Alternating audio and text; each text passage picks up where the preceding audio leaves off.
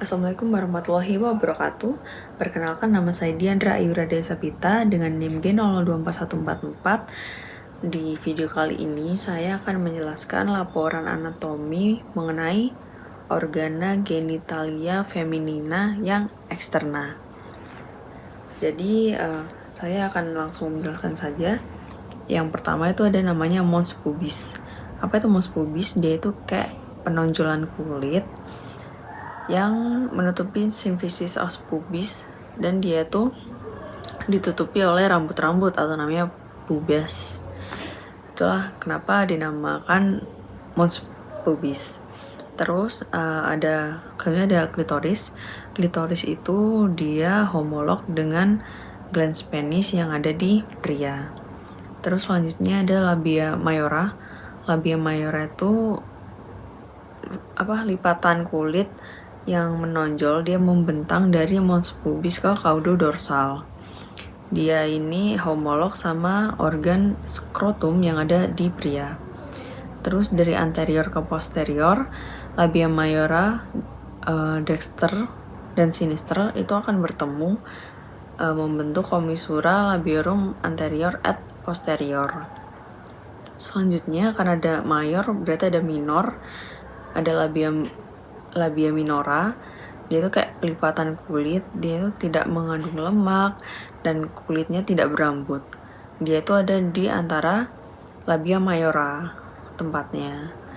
Labia minora ini nanti dia akan membatasi bagian ostium urethra externum dan orificium vaginae.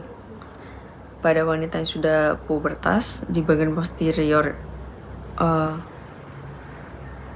labia minora ini dia akan berhubungan membentuk frenulum labiorum pudendi atau faucet. Terus ke arah anterior, labia minora ini ada dibagi jadi dua, ada lapisan atas sama bawah. Yang atas itu dia lipatannya bertemu, dia akan nantinya membentuk tutup buat si gland clitoridis itu, namanya prepucium clitoridis. Terus yang bagian bawahnya dia akan membentuk frenulum clitoridis. Selanjutnya itu ada vestibulum. Vestibulum itu kayak ruangan yang dikelilingi sama si labium minor. Labium minus juga bisa. Dia tuh nantinya akan jadi muaranya dari ostium urethra externum, ostium vaginale, ductus glandula, vestibularis, mayor dan minor. Terus ada selanjutnya itu glandula vestibularis mayor. Glandula ini nanti homolog sama glandula bulbouretralis yang ada di pria. Terus glandula ini nanti punya ductus, muaranya itu dia di lateral, cekungan di antara dua labia minora. Oke. Nanti agak ke dalam dikit, itu ada yang namanya himen. Himen itu merupakan selaput mukosa, dia kaya akan pembuluh darah. Dia itu setelah koitus, dia nanti akan membentuk sisa-sisa himen di samping-sampingnya.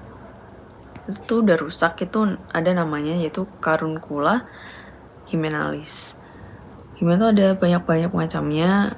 Ada anular himen, septate himen. Itu septate dia kayak terpisah, ada yang memisahkan jadi kayak dua. Ada tribriform himen, itu kayak cuman bolong-bolong kecil doang. Ada paros introitus. Oke. Terus ada kayak kelainan namanya himen imperforata. Itu himennya itu kayak tertutup, jadi dia tuh nutup darah menstruasinya, jadi gak bisa keluar gitu. Terus selanjutnya ada vaskularisasi sama inervasi. OGF eksterna ini dia itu divaskularisasi arteri vena nervus. Arterinya itu ada pudenda interna, venanya ada pudenda externa, ada dorsalis clitoridis profunda sama superficialis. Terus dia diinervasi oleh cavernosi clitoridis sama nervus pudendus. Oh ya, ada klinis namanya episiotomi. Ini tuh kayak waktu orang melahirkan, terus dia kayak mencegah terjadinya ruptur yang ada di vagina tuh, kayak biar nggak ke anus, jadi dia kayak dipotongnya miring dikit agar nanti kalau si bayinya keluar dia sobeknya ke samping bukan ke anus. Kalau ke anus dia akan butuh operasi lagi buat membenarkan si lubang anusnya nanti sama vaginanya, karena kan robek gitu ya, kayak lebih aman dia ke samping gitu. Sekian dari saya laporan anatomi tentang UGF. Barangkali ada salah kata, salah menjelaskan, saya sedang belajar, mohon dimaafkan. Oke, sekian dari saya. Assalamualaikum warahmatullahi wabarakatuh. Terima kasih.